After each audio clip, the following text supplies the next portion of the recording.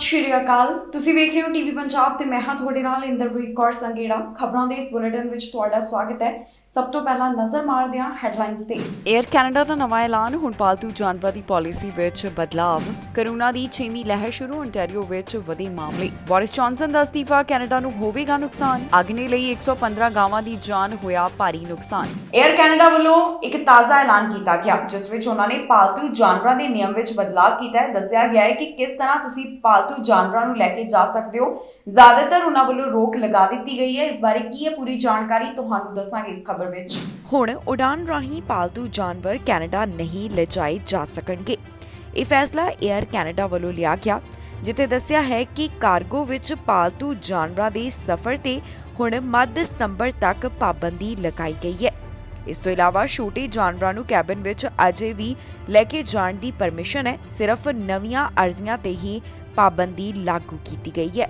ਤਾਜ਼ਾ ਜਾਣਕਾਰੀ ਮੁਤਾਬਕ ਏਅਰ ਕੈਨੇਡਾ ਨੇ ਬੈਗੇਜ ਕੰਪਾਰਟਮੈਂਟ ਵਿੱਚ ਪਾਲਤੂ ਜਾਨਵਰਾਂ ਨੂੰ ਲਿਜਾਣ ਦੀਆਂ ਨਵੀਆਂ ਅਰਜ਼ੀਆਂ ਤੇ 12 ਸਤੰਬਰ ਤੱਕ ਰੋਕ ਲਗਾ ਦਿੱਤੀ ਹੈ। ਦੇਸ਼ ਦੇ ਅਹਿਮ ਹਵਾਈ ਅੱਡਿਆਂ ਉੱਪਰ ਯਾਤਰਾ ਵਿੱਚ ਜੋ ਦੇਰੀ ਹੋ ਰਹੀ ਹੈ ਅਤੇ ਉਡਾਨਾਂ ਦੇ ਰੱਦ ਹੋਣ ਵਰਗੇ ਮਸਲਿਆਂ ਦੇ ਮੱਦੇਨਜ਼ਰ ਏਅਰਲਾਈਨ ਵੱਲੋਂ ਇਹ ਫੈਸਲਾ ਲਿਆ ਗਿਆ। ਉਨ੍ਹਾਂ ਦੱਸਿਆ ਕਿ ਛੋਟੇ ਜਾਨਵਰਾਂ ਨੂੰ ਕੈਬਨ ਵਿੱਚ ਲਿਜਾਣ ਦੀ ਅਜੇ ਵੀ ਪਰਮਿਸ਼ਨ ਹੋਵੇਗੀ, ਪਰ ਸ਼ਰਤ ਹੈ ਕਿ ਉਹ ਅਗਲੀ ਸਵਾਰੀ ਦੀ ਸੀਟ ਦੇ ਹੇਠਾਂ ਪਾਲਤੂ ਜਾਨਵਰਾਂ ਵਾਲੇ ਕੈਰੀਅਰ ਅੰਦਰ ਫਿੱਟ ਹੋ ਸਕਣ। ਘਰੇਲੂ ਅਤੇ ਯੂਐਸ ਯਾਤਰਾ ਦੌਰਾਨ ਕੈਬਨ ਵਿੱਚ ਪਾਲਤੂ ਜਾਨਵਰ ਲੈ ਕੇ ਜਾਣ ਲਈ $50 ਦਾ ਕਿਰਾਇਆ ਹੋਵੇਗਾ ਤੇ ਅੰਤਰਰਾਸ਼ਟਰੀ ਯਾਤਰਾ ਦੌਰਾਨ ਇਹ ਵਾਧੂ ਕਿਰਾਇਆ $100 ਹੋਵੇਗਾ। ਇਸ ਬਾਰੇ ਏਅਰ ਕੈਨੇਡਾ ਵੱਲੋਂ ਜਾਣਕਾਰੀ ਸਾਂਝੀ ਕਰਦਿਆਂ ਦੱਸਿਆ ਗਿਆ ਕਿ ਬੈਗੇਜ ਕੰਪਾਰਟਮੈਂਟ ਵਿੱਚ ਜਾਨਵਰਾਂ ਨੂੰ ਲਿਜਾਣ ਦੀਆਂ ਨਵੀਆਂ ਅਰਜ਼ੀਆਂ ਰੋਕੀਆਂ ਗਈਆਂ ਨੇ ਤੇ ਮੌਜੂਦਾ ਬੁਕਿੰਗਸ ਇਸ ਨਾਲ ਪ੍ਰਭਾਵਿਤ ਨਹੀਂ ਹੋਣਗੀਆਂ। ਏਅਰ ਕੈਨੇਡਾ ਦੇ ਸਪੋਕਸਪਰਸਨ ਵੱਲੋਂ ਜਾਣਕਾਰੀ ਦਿੱਤੀ ਗਈ ਕਿ ਸਾਲ ਦੇ ਕੁਝ ਖਾਸ ਦਿਨ, ਖਾਸ ਤੌਰ ਤੇ ਗਰਮੀ ਦੇ ਮੌਸਮ ਵਿੱਚ ਜਹਾਜ਼ ਦੇ ਕਾਰਗੋ ਏਰੀਆ ਵਿੱਚ ਜਾਨਵਰਾਂ ਦੀ ਯਾਤਰਾ ਰੋਕ ਦਿੱਤੀ ਜਾਂਦੀ ਹੈ।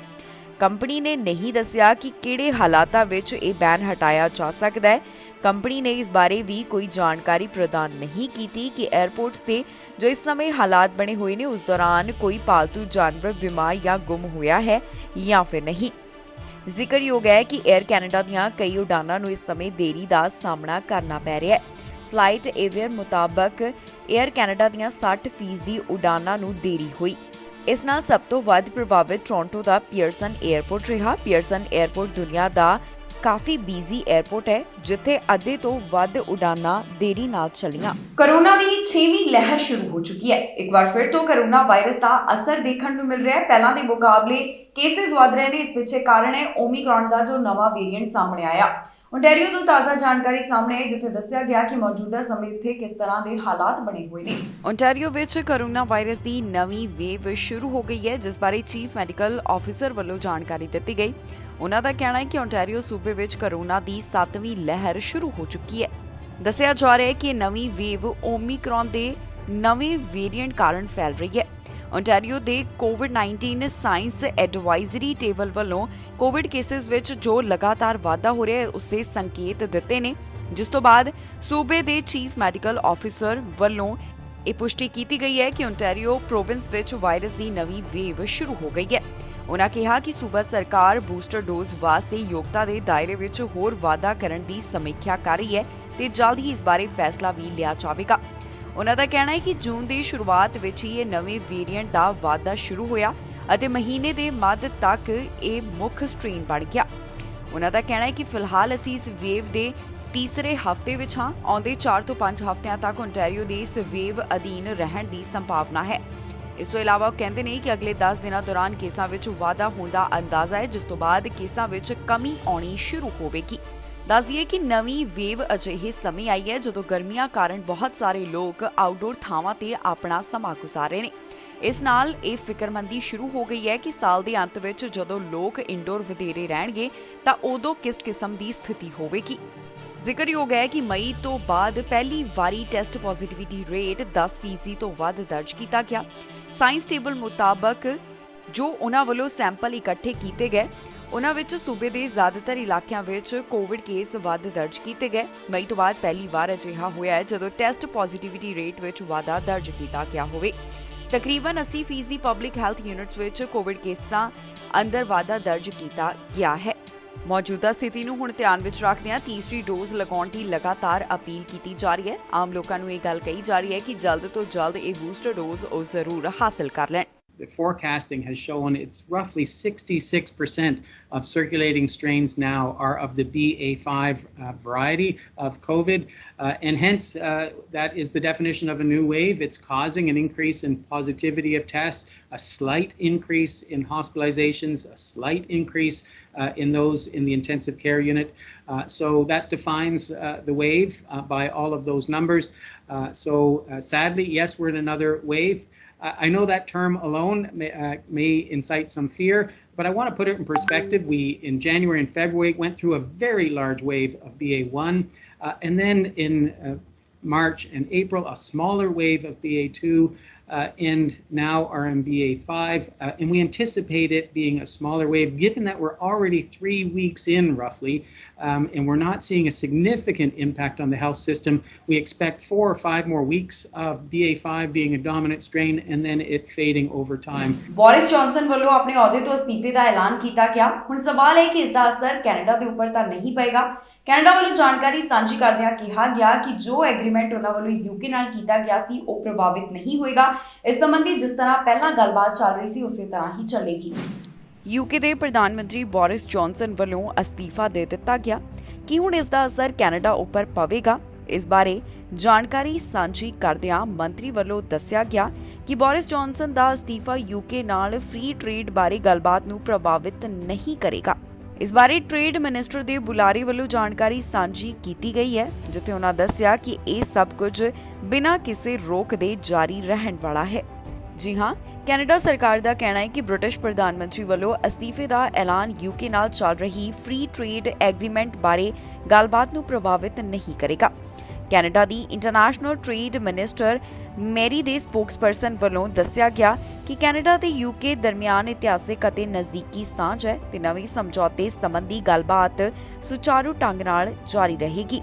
ਆਪਣੇ ਕੰਜ਼ਰਵੇਟਿਵ ਐਮਪੀਜ਼ ਦੀ ਤੇਜ਼ ਹੋਣ ਦੀ ਮੰਗ ਅੱਗੇ ਯੂਕੇ ਦੇ ਪ੍ਰਧਾਨ ਮੰਤਰੀ ਵੱਲੋਂ ਆਪਣੇ ਅਹੁਦੇ ਤੋਂ ਅਸਤੀਫੇ ਦਾ ਐਲਾਨ ਕਰ ਦਿੱਤਾ ਗਿਆ।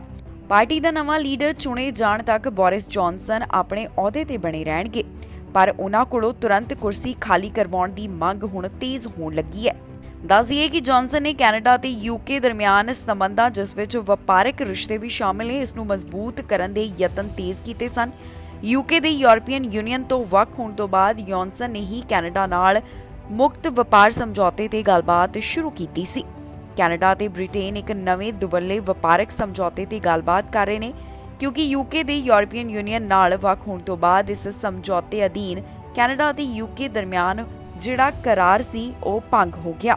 ਪਰ ਹੁਣ ਕੈਨੇਡਾ ਵੱਲੋਂ ਤਾਜ਼ਾ ਜਾਣਕਾਰੀ ਸਾਂਝੀ ਕਰਦਿਆਂ ਕਿਹਾ ਗਿਆ ਹੈ ਕਿ ਬੋਰਿਸ ਜੌਨਸਨ ਦੇ ਅਸਤੀਫੇ ਤੋਂ ਬਾਅਦ ਵੀ ਕੋਈ ਅਸਰ ਨਹੀਂ ਪਵੇਗਾ ਤੇ ਯੂਕੇ ਕੈਨੇਡਾ ਦੇ ਰਿਸ਼ਤੇ ਪਹਿਲਾਂ ਵਾਂਗ ਹੀ ਮਜ਼ਬੂਤ ਰਹਿਣਗੇ। ਅੱਗ ਲੱਗਣ ਕਾਰਨ 115 ਗਾਵਾਂ ਦੀ ਜਾਨ ਚਲੀ ਗਈ। ਜਿਸ ਫਾਰਮ ਹਾਊਸ ਤੋਂ ਇਹ ਮਾਮਲਾ ਸਾਹਮਣੇ ਆਇਆ ਉਸ ਵਿੱਚ 10 ਗਾਵਾਂ ਦੀ ਜਾਨ ਬਚਾਈ ਗਈ, ਪਰ ਵੱਡੀ ਗਿਣਤੀ ਦੇ ਵਿੱਚ ਇੱਥੇ ਨੁਕਸਾਨ ਹੋ ਗਿਆ। ਹੋਰ ਵੀ ਚੀਜ਼ਾਂ ਨੁਕਸਾਨੀਆਂ ਗਈਆਂ, ਜਿਸ ਬਾਰੇ ਜਾਂਚ ਪੜਤਾਲ ਕੀਤੀ ਜਾ ਰਹੀ ਹੈ ਤਾਂ ਕਿ ਪਤਾ ਲਗਾਇਆ ਜਾ ਸਕੇ ਕਿ ਇੱਥੇ ਅੱਗ ਕਿਵੇਂ ਲੱਗੀ। ਅੱਗ ਦੀ ਲਪੇਟ ਵਿੱਚ ਆਉਣ ਕਾਰਨ 115 ਗਾਵਾਂ ਦੀ ਮੌਤ ਹੋ ਗਈ। ਇਹ ਮਾਮਲਾ ਕਿਊਬਿਕ ਨਾਲ ਜੁੜਿਆ ਹੋਇਆ ਹੈ, ਜਿੱਥੇ ਡੇਅਰੀ ਫਾਰਮ ਵਿੱਚ ਅੱਗ ਲੱਗੀ ਤੇ ਇੱਥੇ ਭਾਰੀ ਨੁਕਸਾਨ ਹੋ ਗਿਆ। ਜਾਣਕਾਰੀ ਮੁਤਾਬਕ ਕਿਊਬਿਕ ਦੇ ਇਸ ਫਾਰਮ ਵਿੱਚ ਰਾਤ ਵੇਲੇ ਅੱਗ ਲੱਗਣ ਦਾ ਮਾਮਲਾ ਸਾਹਮਣੇ ਆਇਆ, ਜਿਸ ਵਿੱਚ 115 ਗਾਵਾਂ ਦੀ ਮੌਤ ਹੋ ਗਈ। ਅਥਾਰਟੀਜ਼ ਵੱਲੋਂ ਇਸ ਮਾਮਲੇ ਬਾਰੇ ਜਾਣਕਾਰੀ ਸਾਂਝੀ ਕੀਤੀ ਗਈ। ਉਹਨਾਂ ਦੱਸਿਆ ਕਿ ਫਾਰਮ ਵਿੱਚ ਕੁੱਲ 125 ਗਾਵਾਂ ਸਨ। ਇਹਨਾਂ ਵਿੱਚੋਂ 10 ਦੀ ਹੀ ਜਾਨ ਬਚਾਈ ਗਈ ਹੈ। ਫਾਇਰ ਫਾਈਟਰਸ ਵੱਲੋਂ ਲਗਾਤਾਰ ਕਾਰਵਾਈ ਨੂੰ ਅੰਜਾਮ ਦਿੱਤਾ ਜਾ ਰਿਹਾ ਸੀ, ਪਰ ਉਹਨਾਂ ਵੱਲੋਂ ਕੁਝ ਗਾਵਾਂ ਦੀ ਹੀ ਜਾਨ ਬਚਾਈ ਜਾ ਸਕੀ ਤੇ ਬਾਕੀਆਂ ਦੀ ਇਸ ਹਾਦਸੇ ਵਿੱਚ ਮੌਤ ਹੋ ਗਈ। ਅਧਿਕਾਰੀਆਂ ਵੱਲੋਂ ਦੱਸਿਆ ਗਿਆ ਹੈ ਕਿ ਅਜੇ ਤੱਕ ਉਹਨਾਂ ਨੂੰ ਇਹ ਪਤਾ ਨਹੀਂ ਲੱਗ ਸਕਿਆ ਕਿ ਇੱਥੇ ਫਾਰਮ ਵਿੱਚ ਅੱਗ ਕਿਵੇਂ ਲੱਗੀ। ਇਸ ਦੇ ਕਾਰਨ ਪਤਾ ਲਗਾਉਣ ਦੀ ਉਹਨਾਂ ਵੱਲੋਂ ਲਗਾਤਾਰ ਕੋਸ਼ਿਸ਼ ਕੀਤੀ ਜਾ ਰਹੀ ਹੈ। ਦੱਸਿਆ ਗਿਆ ਹੈ ਕਿ ਜਿਹੜੀ ਥਾਂ ਦੇ ਉੱਪਰ ਇਹ ਗਾਵਾਂ ਸਨ ਉਹ ਪੂਰੀ ਤਰ੍ਹਾਂ ਨੁਕਸਾਨਿਆ ਗਿਆ। ਹੋਰ ਜਿਹੜੀਆਂ ਚੀਜ਼ਾਂ ਸਨ ਉਹ ਵੀ ਅੱਗ ਦੀ ਲਪੇਟ ਵਿੱਚ ਆ ਗਈਆਂ। ਪੁਲਿਸ ਇਸ ਮਾਮਲੇ ਦੇ ਸੰਬੰਧ ਵਿੱਚ ਵਧੇਰੇ ਜਾਂਚ ਪੜਤਾਲ ਕਰ ਰਹੀ ਹੈ, ਜਿਸ ਤੋਂ ਬਾਅਦ ਬਾਕੀ ਦੀ ਜਾਣਕਾਰੀ ਉਹਨਾਂ ਵੱਲੋਂ ਦਿੱਤੀ ਜਾਏਗੀ। ਹੁਣ ਤੱਕ ਦੀ ਅਪਡੇਟ ਵਿੱਚ ਇਹਨਾਂ ਗੱਲਾਂ ਦੀ ਸਾਂਝ ਪਾਈ ਗਈ ਹੈ, ਜਿੱਥੇ ਦੱਸਿਆ ਗਿਆ ਕਿ ਅੱਗ ਲੱਗਣ ਕਾਰਨ ਫਾਰਮ ਵਿੱਚ ਭਾਰੀ ਨੁਕਸਾਨ ਹੋ ਗਿਆ। ਯੂਕੇ ਦੇ ਪ੍ਰਧਾਨ ਮੰਤਰੀ ਬੋਰਿਸ ਜੌਨਸਨ ਵੱਲੋਂ ਅਸਤੀਫੇ ਦਾ ਐਲਾਨ ਕਰ ਦਿੱਤਾ ਗਿਆ। ਜਦੋਂ ਤੱਕ ਨਵੇਂ ਲੀਡਰ ਦੀ ਚੋਣ ਨਹੀਂ ਹੋ ਜਾਂਦੀ ਉਦੋਂ ਤੱਕ ਬੋਰਿਸ ਜੌਨਸਨ ਆਪਣੇ ਅਹੁਦੇ ਤੇ ਬਰਕਰਾਰ ਰਹਿਣਗੇ, ਪਰ ਉਹਨਾਂ ਨੂੰ ਅਹੁਦੇ ਤੋਂ ਹਟਾਉਣ ਦੀ ਮੰਗ ਹੋਰ ਵੀ ਤੇਜ਼ ਹੁੰਦੀ ਹੋਈ ਦਿਖਾਈ ਦੇ ਰਹੀ ਹੈ। ਬਹੁਤ ਸਾਰੇ ਕਾਰਨਾਂ ਕਰਕੇ ਬੋਰਿਸ ਜੌਨਸਨ ਵੱਲੋਂ ਅਸਤੀਫਾ ਦਿੱਤਾ ਗਿਆ। ਯੂਕੇ ਦਾ ਸਿਆਸੀ ਸੰਕਟ ਲਗਾਤਾਰ ਡੂੰਘਾ ਹੁੰਦਾ ਹੋਇਆ ਦਿਖਾਈ ਦੇ ਰਿਹਾ ਸੀ। ਆਖਿਰਕਾਰ ਯੂਕੇ ਦੇ ਪ੍ਰਧਾਨ ਮੰਤਰੀ ਵੱਲੋਂ ਆਪਣਾ ਅਹੁਦਾ ਕਿਉਂ ਛੱਡਿਆ ਗਿਆ, ਇਸ ਦਾ ਕੀ ਕਾਰਨ ਹੈ, ਤੁਹਾਨੂੰ ਦੱਸਾਂਗੇ ਇਸ ਖਬਰ ਵਿੱਚ। ਇੰਗਲੈਂਡ ਤੋਂ ਇੱਕ ਵੱਡੀ ਖਬਰ ਸਾਹਮਣੇ ਆਈ ਹੈ, ਜਿੱਥੇ ਪ੍ਰਧਾਨ ਮੰਤਰੀ ਵੱਲੋਂ ਆਪਣੇ ਅਹੁਦੇ ਤੋਂ ਅਸਤੀਫਾ ਦੇ ਦਿੱਤਾ ਗਿਆ। ਜੀ ਹਾਂ, ਬ੍ਰਿਟਿਸ਼ ਪ੍ਰਧਾਨ ਮੰਤਰੀ ਬੋਰਿਸ ਜੌਨਸਨ ਵੱਲੋਂ ਅਸਤੀਫਾ ਦਿੱਤਾ ਗਿਆ ਹੈ। ਜਦੋਂ ਤੱਕ ਨਵੇਂ ਲੀਡਰ ਦੀ ਚੋਣ ਨਹੀਂ ਹੋ ਜਾਂਦੀ ਉਹ ਆਪਣੇ ਅਹੁਦੇ ਤੇ ਬਰਕਰਾਰ ਰਹਿਣਗੇ। ਆਪਣੇ ਅਹੁਦੇ ਤੋਂ ਅਸਤੀਫਾ ਦਿੰਦਿਆਂ ਜੌਨਸਨ ਵੱਲੋਂ ਆਪਣੇ ਵਿਚਾਰ ਸਾਂਝੇ ਕੀਤੇ ਗਏ। ਉਹਨਾਂ ਕਿਹਾ ਕਿ ਹੁਣ ਨਵਾਂ ਲੀਡਰ ਚੁਣਨ ਦਾ ਪ੍ਰੋਸੈਸ ਸ਼ੁਰੂ ਹੋਣਾ ਚਾਹੀਦਾ ਹੈ ਤੇ ਨਵਾਂ ਲੀਡਰ ਚੁਣੇ ਜਾਣ ਤੱਕ ਮੈਂ ਅਹੁਦੇ ਤੇ ਰਹਾਂਗਾ। ਇਸ ਕਾਰਨ ਅੱਜ ਮੈਂ ਕੈਬਨਿਟ ਨਿਯੁਕਤ ਕੀਤੀ ਹੈ। ਹੁਣ ਕੰਜ਼ਰਵੇਟਿਵ ਪਾਰਟੀ ਇੱਕ ਨਵਾਂ ਲੀਡਰ ਚੁਣੇਗੀ ਅਤੇ ਇਸ ਵਿੱਚ ਕੁਝ ਹਫ਼ਤੇ ਜਾਂ ਫਿਰ ਮਹੀਨੇ ਵੀ ਲੱਗ ਸਕਦੇ ਨੇ। ਜੌਨਸਨ ਵੱਲੋਂ ਆਪਣੇ ਸੰਬੋਧਨ ਵਿੱਚ ਕਿਹਾ ਗਿਆ ਕਿ ਉਹਨਾਂ ਨੂੰ ਇਹ ਅਹੁਦਾ ਛੱਡਣ ਦਾ ਯਕੀਨਨ ਦੁੱਖ ਹੈ, ਪਰ ਪਾਰਟੀ ਦੀ ਇਹੀ ਇੱਛਾ ਹੈ ਕਿ ਹੁਣ ਨਵਾਂ ਲੀਡਰ ਹੋਣਾ ਚਾਹੀਦਾ ਹੈ। ਉਹਨਾਂ ਨੇ ਕਿਹਾ ਕਿ ਜੋ ਵੀ ਨਵਾਂ ਲੀਡਰ ਹੋਵੇਗਾ ਉਹ ਉਸ ਨੂੰ ਪੂਰਾ ਸਮਰਥਨ ਦੇਣਗੇ। ਬੋਰਿਸ ਜੌਨਸਨ 2.5 ਸਾਲ ਪਹਿਲਾਂ 2019 ਵਿੱਚ ਬ੍ਰਿਟੇਨ ਦੇ ਪ੍ਰਧਾਨ ਮੰਤਰੀ ਬਣੇ ਸਨ। ਇਹ ਖਬਰ ਸਾਹਮਣੇ ਆਉਣ ਤੋਂ ਬਾਅਦ ਲੇਬਰ ਲੀਡਰ ਵੱਲੋਂ ਵੀ ਕਿਹਾ ਗਿਆ ਕਿ ਜੌਨਸਨ ਨੂੰ ਦੇਰੀ ਨਹੀਂ ਕਰਨੀ ਚਾਹੀਦੀ। ਮੁੱਖ ਵਿਰੋਧੀ ਲੇਬਰ ਪਾਰਟੀ ਦੇ ਲੀਡਰ ਵੱਲੋਂ ਐਲਾਨ ਤੋਂ ਪਹਿਲਾਂ ਕਿਹਾ ਗਿਆ ਸੀ ਕਿ ਜੇਕਰ ਕੰਜ਼ਰਵੇਟਿਵ ਜੌਨਸਨ ਨੂੰ ਨਹੀਂ ਹਟਾਉਂਦੇ ਤਾਂ ਉਹ ਪਾਰਲੀਮੈਂਟ ਵਿੱਚ ਵਿਸ਼ਵਾਸ ਮਤਾ ਪੇਸ਼ ਕਰਨਗੇ। ਫਿਲਹਾਲ ਇਹ ਸਪਸ਼ਟ ਨਹੀਂ ਹੈ ਕਿ ਬੋਰਿਸ ਦੀ ਪਾਰਟੀ ਵਿੱਚ ਜ਼ਿਆਦਾਤਰ ਲੋਕ ਉਹਨਾਂ ਨੂੰ ਨਿਗਰਾਨ ਪ੍ਰਧਾਨ ਮੰਤਰੀ ਵਜੋਂ ਸਮਰਥਨ ਦੇਣਗੇ ਜਾਂ ਫਿਰ ਨਹੀਂ, ਪਰ ਵਿਦੇਸ਼ ਸਕੱਤਰ ਲਿਜ਼ ਉਹਨਾਂ ਨੂੰ ਸਪੋਰਟ ਦਿੰਦੀ ਪ੍ਰਤੀਤ ਹੋਈ ਹੈ। ਲਿਜ਼ ਵੱਲੋਂ ਟਵੀਟ ਕੀਤਾ ਗਿਆ ਜਿਸ ਵਿੱਚ ਉਹਨਾਂ ਲਿਖਿਆ ਕਿ ਸਾਨੂੰ ਨਵਾਂ ਲੀਡਰ ਚੁਣੇ ਜਾਣ ਤੱਕ ਸਰਕਾਰ ਚਲਾਉਂਦੇ ਰਹਿਣ ਵਾਸਤੇ ਸਹਿਜਤਾ ਅਤੇ ਇਕਜੁੱਟਤਾ ਦੀ ਜ਼ਰੂਰਤ ਹੈ। ਹੁਣ ਤੁਹਾਨੂੰ ਦੱਸਦੇ ਹਾਂ ਕਿ ਆਖਿਰਕਾਰ ਬੋਰਿਸ ਜੌਨਸਨ ਵੱਲੋਂ ਅਸਤੀਫਾ ਕਿਉਂ ਦਿੱਤਾ ਗਿਆ, ਇਸ ਅਸਤੀਫੇ ਦੇ ਕੀ ਕਾਰਨ ਬਣੇ। ਵਿਵਾਦਾਂ ਵਿੱਚ ਘਿਰੀ ਜੌਨਸਨ ਸਰਕਾਰ ਦੇ 50 ਤੋਂ ਵੱਧ ਮੰਤਰੀ ਅਸਤੀਫਾ ਦੇ ਚੁੱਕੇ ਨੇ। ਬੁੱਧਵਾਰ ਨੂੰ ਜੌਨਸਨ ਦੀ ਕੈਬਨਿਟ ਵਿੱਚ ਸਿਹਤ ਮੰਤਰੀ ਅਤੇ ਵਿੱਤ ਮੰਤਰੀ ਵੱਲੋਂ ਅਸਤੀਫਾ ਦੇ ਦਿੱਤਾ ਗਿਆ।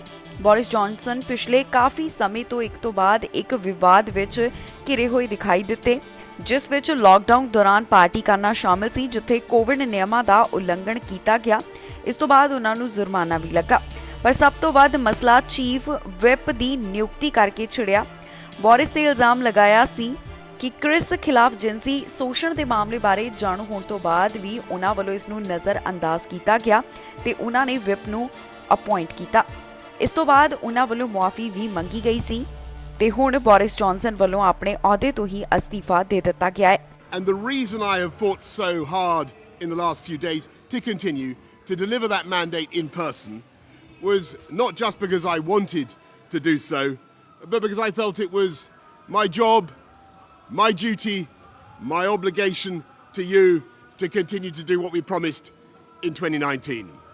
And of course, I'm immensely proud of the achievements of this government, from getting Brexit done to settling our relations with the continent for over half a century, reclaiming the power for this country to make its own laws in Parliament, getting us all through the pandemic, delivering the fastest vaccine rollout in Europe, the fastest exit from lockdown, and in the last few months, leading the West in standing up to Putin's aggression in Ukraine. ਗੋਲੀ ਲੱਗਣ ਕਾਰਨ 2 ਜਾਣੇ ਜ਼ਖਮੀ ਹੋਏ ਨੇ। Police ਮਾਮਲੇ ਦੀ ਜਾਂਚ ਕਰ ਰਹੀ ਹੈ। ਇਹਨਾਂ ਦੋਹਾਂ ਨੂੰ ਜ਼ਖਮੀ ਹਾਲਤ ਵਿੱਚ ਹਸਪਤਾਲ ਭਰਤੀ ਕਰਵਾਇਆ ਗਿਆ। ਪੀੜਤਾਂ ਦੇ ਨਾਮ ਅਜੇ ਤੱਕ ਜਨਤਕ ਨਹੀਂ ਕੀਤੇ ਗਏ।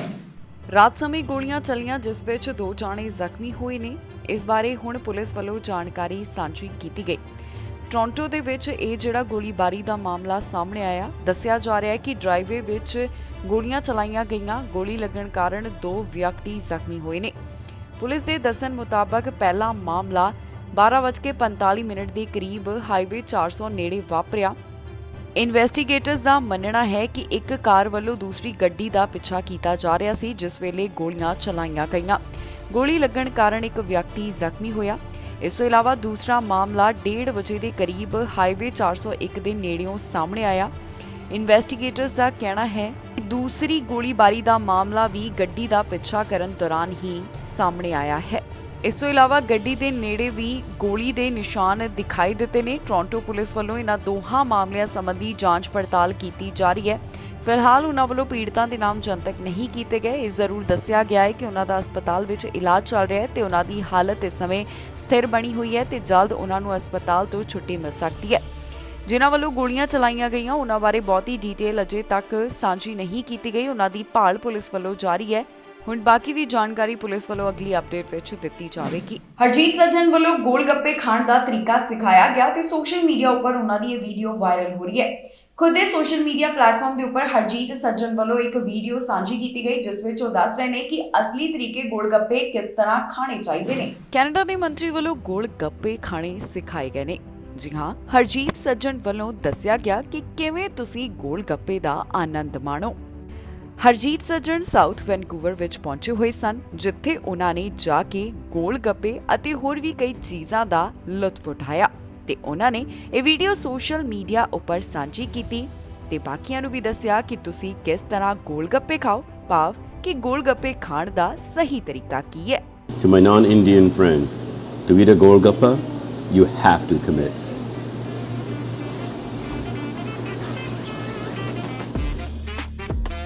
There's a lot of great food in South Vancouver, but this is a place where I come to for golgappe. For a golgappe, first of all, you know how we love spices.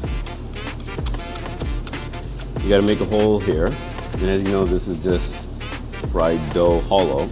Put some spicy potatoes, chickpeas in it, and then the spicy water comes in. So you need to enjoy your spices. And the key is you gotta fill it up completely before it goes soggy. And you can't just bite it because it's gonna explode all over your face. So you gotta put it in your mouth, and you have to commit, otherwise it doesn't work.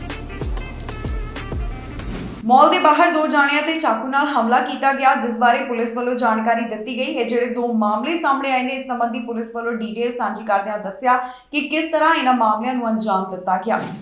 Mississauga ਦੇ ਮਾਲ ਦੇ ਬਾਹਰ ਚਾਕੂ ਨਾਲ ਹਮਲਾ ਕੀਤਾ ਗਿਆ ਜਿਸ ਤੋਂ ਬਾਅਦ ਦੋ ਜਾਣਿਆਂ ਨੂੰ ਹਸਪਤਾਲ ਵਿੱਚ ਭਰਤੀ ਕਰਵਾਇਆ ਗਿਆ। ਪੀਲ ਪੁਲਿਸ ਵੱਲੋਂ ਇਸ ਬਾਰੇ ਜਾਣਕਾਰੀ ਸਾਂਝੀ ਕਰਦਿਆਂ ਦੱਸਿਆ ਕਿ ਇਹ ਘਟਨਾ 2 ਵਜੇ ਦੇ ਕਰੀਬ ਅਲਿੰਗਟਨ ਐਵਨਿਊ ਵੈਸਟ ਦੇ ਨੇੜਿਓਂ ਸਾਹਮਣੇ ਆਈ ਜਿੱਥੇ ਮਾਲ ਦੇ ਬਾਹਰ ਚਾਕੂ ਨਾਲ ਹਮਲਾ ਕੀਤਾ ਗਿਆ।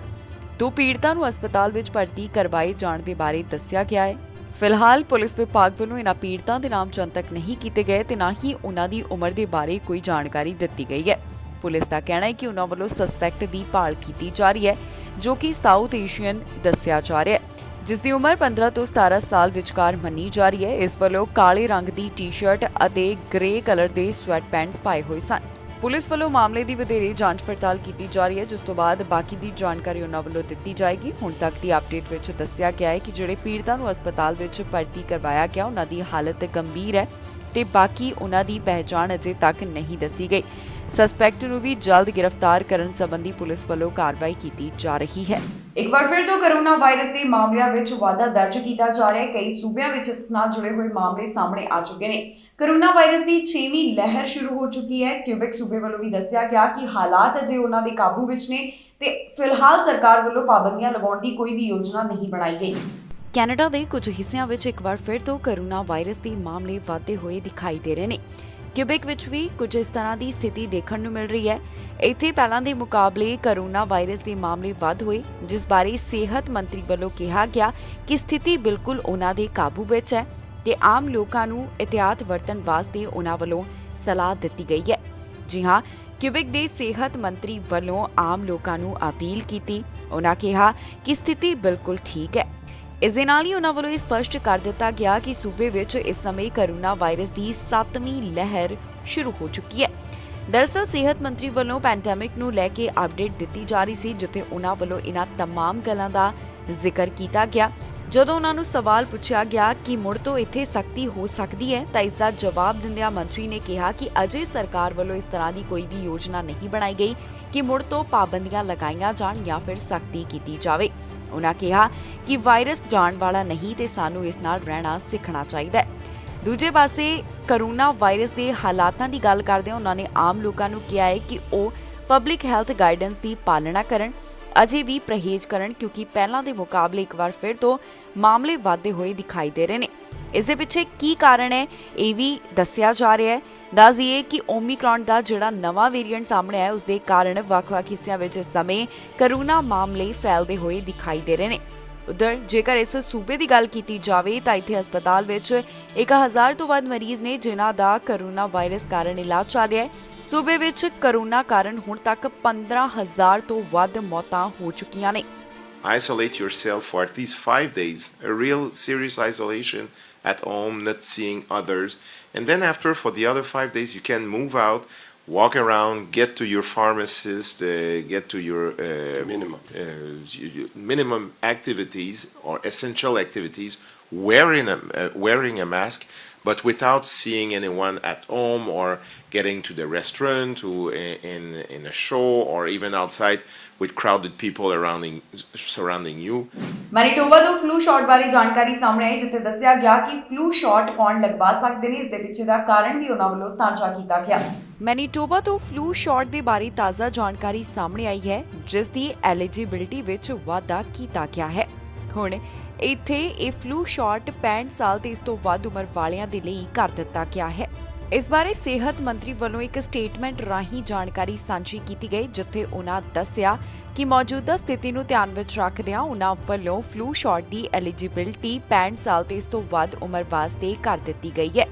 ਉਹਨਾਂ ਕਿਹਾ ਕਿ ਪਬਲਿਕ ਹੈਲਥ ਐਕਸਪਰਟਸ ਨਾਲ ਵਿਚਾਰ ਵਟਾਂਦਰਾ ਕਰਨ ਤੋਂ ਬਾਅਦ ਹੀ ਮੈਨੀਟੋਬਾ ਵੱਲੋਂ ਇਹ ਕਦਮ ਚੁੱਕਿਆ ਗਿਆ ਤੇ ਜੇਕਰ ਅੱਗੇ ਜ਼ਰੂਰਤ ਪਈ ਤਾਂ ਉਹ ਮੁੜ ਤੋਂ ਇਸ ਤਰ੍ਹਾਂ ਦਾ ਕਦਮ ਚੁੱਕ ਸਕਦੇ ਨੇ। ਇਸ ਤੋਂ ਇਲਾਵਾ ਸੂਬੇ ਵੱਲੋਂ ਇਹ ਵੀ ਗੱਲ ਸਪਸ਼ਟ ਕੀਤੀ ਗਈ ਹੈ ਕਿ ਉਹਨਾਂ ਵੱਲੋਂ ਕੁਝ ਅਗਲੇ ਮਹੀਨਿਆਂ ਦੌਰਾਨ ਨਵੀਂ ਜਾਣਕਾਰੀ ਵੀ ਸਾਂਝੀ ਕੀਤੀ ਜਾਵੇਗੀ, ਜਿਸ ਵਿੱਚ ਉਹ ਦੱਸਣਗੇ ਕਿ ਇਸ ਸੰਬੰਧੀ ਹੋਰ ਕੀ ਕਦਮ ਚੁੱਕੇ ਜਾਣੇ ਹਨ। ਸਿਹਤ ਮੰਤਰੀ ਵੱਲੋਂ ਕਿਹਾ ਗਿਆ ਕਿ ਇਸ ਸੰਬੰਧੀ ਉਹਨਾਂ ਵੱਲੋਂ ਵਿਚਾਰ ਵਟਾਂਦਰਾ ਕੀਤਾ ਜਾ ਰਿਹਾ ਹੈ ਤਾਂ ਕਿ ਜ਼ਿਆਦਾ ਤੋਂ ਜ਼ਿਆਦਾ ਲੋਕਾਂ ਨੂੰ ਇਹ ਫਲੂ ਸ਼ਾਟ ਲਗਵਾਈ ਜਾ ਸਕਣ। ਹੁਣ ਜੋ ਨਵੀਂ ਜਾਣਕਾਰੀ ਸਾਂਝੀ ਕੀਤੀ ਗਈ ਹੈ, ਉਸ ਸੰਬੰਧੀ national advisory committee on immunisation ਦੇ ਨਾਲ ਵੀ ਵਿਚਾਰ ਵਟਾਂਦਰਾ ਕੀਤਾ ਗਿਆ। ਮੌਂਕੀਪੌਕਸ ਦੇ ਮਾਮਲਿਆਂ ਵਿੱਚ ਵਾਧਾ ਦਰਜ ਕੀਤਾ ਜਾ ਰਿਹਾ ਹੈ। ਯਾਰਕ ਰੀਜਨ ਤੋਂ ਇਸ ਬਾਰੇ ਤਾਜ਼ਾ ਜਾਣਕਾਰੀ ਸਾਹਮਣੇ ਆਈ, ਜਿੱਥੇ ਦੱਸਿਆ ਗਿਆ ਹੈ ਕਿ ਹੁਣ ਇੱਕ ਮਾਮਲੇ ਦੀ ਪੁਸ਼ਟੀ ਇੱਥੇ ਵੀ ਹੋ ਚੁੱਕੀ ਹੈ। ਓਨਟਾਰੀਓ ਸੂਬੇ ਵਿੱਚ ਵੀ ਹੁਣ ਤੱਕ ਕਈ ਮਾਮਲੇ ਸਾਹਮਣੇ ਆ ਚੁੱਕੇ ਨੇ। ਕੀ ਹੈ ਇਸ ਦੀ ਡੀਟੇਲ, ਤੁਹਾਨੂੰ ਦੱਸਾਂਗੇ ਇਸ ਖਬਰ ਵਿੱਚ। ਕੈਨੇਡਾ ਦੇ ਵੱਖ-ਵੱਖ ਹਿੱਸਿਆਂ ਵਿੱਚ ਮੌਂਕੀਪੌਕਸ ਵਾਇਰਸ ਦੇ ਮਾਮਲੇ ਦਰਜ ਕੀਤੇ ਜਾ ਰਹੇ ਨੇ। ਯਾਰਕ ਰੀਜਨ ਵਿੱਚ ਵੀ ਅਜਿਹਾ ਦੇਖਣ ਨੂੰ ਮਿਲਿਆ, ਜਿੱਥੇ ਪਹਿਲੇ ਮੌਂਕੀਪੌਕਸ ਵਾਇਰਸ ਦੇ ਮਾਮਲੇ ਦੀ ਪੁਸ਼ਟੀ ਹੋਈ ਹੈ। ਇਸ ਬਾਰੇ ਖੁਦ ਯਾਰਕ ਰੀਜਨ ਵੱਲੋਂ ਜਾਣਕਾਰੀ ਸਾਂਝੀ ਕੀਤੀ ਗਈ। ਯਾਰਕ ਰੀਜਨ ਪਬਲਿਕ ਹੈਲਥ ਦਾ ਕਹਿਣਾ ਹੈ ਕਿ ਜਿਹੜੇ ਕੇਸਿਸ ਸਾਹਮਣੇ ਆ ਚੁੱਕੇ ਨੇ ਉਹ ਇੱਕ ਦੂਸਰੇ ਨਾਲ ਜੁੜੇ ਹੋਏ ਨਹੀਂ ਹਨ। ਇਸ ਤੋਂ ਇਲਾਵਾ ਪਬਲਿਕ ਹੈਲਥ ਓਨਟਾਰੀਓ ਵੱਲੋਂ ਵੀ ਤਾਜ਼ਾ ਅੰਕੜੇ ਸਾਂਝੇ ਕੀਤੇ ਗਏ, ਜਿੱਥੇ ਉਹਨਾਂ ਦੱਸਿਆ ਕਿ ਮੌਂਕੀਪੌਕਸ ਦੇ ਹੁਣ ਤੱਕ ਸੂਬੇ ਵਿੱਚ 101 ਮਾਮਲੇ ਸਾਹਮਣੇ ਆ ਚੁੱਕੇ ਨੇ। ਟੋਰਾਂਟੋ ਵਿੱਚ ਇਸ ਤਰ੍ਹਾਂ ਦੇ ਮਾਮਲਿਆਂ ਦੀ ਪੁਸ਼ਟੀ ਹੋ ਚੁੱਕੀ ਹੈ। ਇੱਥੇ 85 ਕੇਸਿਸ ਦਰਜ ਕੀਤੇ ਜਾ ਚੁੱਕੇ ਨੇ। ਆਟਵਾ ਤੋਂ 4, ਹਾਲਟਨ ਤੋਂ 2, ਮਿਡਲਐਕਸ ਲੰਡਨ ਤੋਂ 2 ਮਾਮਲੇ ਸਾਹਮਣੇ ਆਉਣ ਦੇ ਬਾਰੇ ਵੀ ਦੱਸਿਆ ਗਿਆ। ਇਸ ਨੂੰ ਲੈ ਕੇ ਹੋਰ ਕੀ ਜਾਣਕਾਰੀ ਸਾਹਮਣੇ ਆ ਰਹੀ ਹੈ, ਆਓ ਤੁਹਾਨੂੰ ਸੁਣਾਉਂਦੇ ਹਾਂ। The big challenge with the virus is that, first of all, people can be contagious for a really long time. It could be up to a month before the lesions, the skin lesions will crust and you'll have fresh skin that grows underneath. And that's when we typically say you can come out of isolation. And that's really hard to maintain, being in isolation for a really long time. So that can make it challenging to control. Also, people can be contagious for a little bit before the skin lesions arise.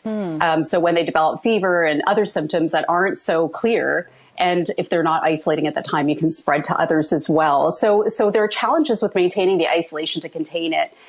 And also with contact tracing because of the timelines of when you can intervene with vaccines or things like that.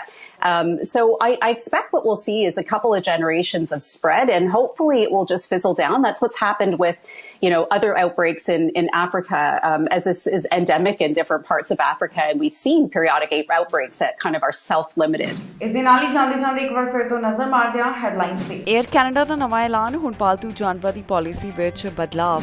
Corona ਦੀ 6ਵੀਂ ਲਹਿਰ ਸ਼ੁਰੂ, Ontario ਵਿੱਚ ਵਧੇ ਮਾਮਲੇ। Boris Johnson ਦਾ ਅਸਤੀਫਾ, Canada ਨੂੰ ਹੋਵੇਗਾ ਨੁਕਸਾਨ। ਅਗਨੀ ਲਈ 115 ਗਾਵਾਂ ਦੀ ਜਾਨ, ਹੋਇਆ ਭਾਰੀ ਨੁਕਸਾਨ। ਖਬਰਾਂ ਦੇ ਇਸ ਬੁਲੇਟਿਨ ਵਿੱਚ ਇੰਨਾ ਹੀ। ਫਿਲਹਾਲ ਮੈਨੂੰ ਦਰਪ੍ਰੀਤ ਕੌਰ ਸੰਗੇੜਾ ਨੂੰ ਦਿਓ ਇਜਾਜ਼ਤ ਤੇ ਤੁਸੀਂ ਵੇਖਦੇ ਰਹੋ ਟੀਵੀ ਪੰਜਾਬ।